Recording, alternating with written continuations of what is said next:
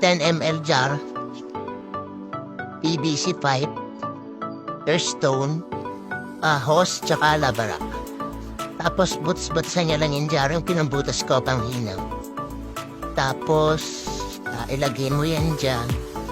So halos kalahati lang yung butas-butas niya. Tapos lagyan nyo na ng labarak. Punuin nyo. Punuin nyo lang. Yun yung butas. Dapat sakto lang doon sa PVC pipe. Tapos lagay mo na yung earthstone.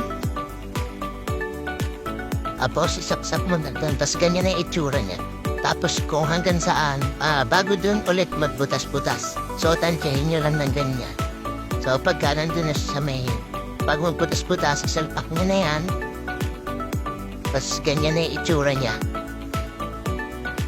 Tapos isapsap nyo na sa aerator or air pump. So try na natin. So yun lang mga gar. Thank you.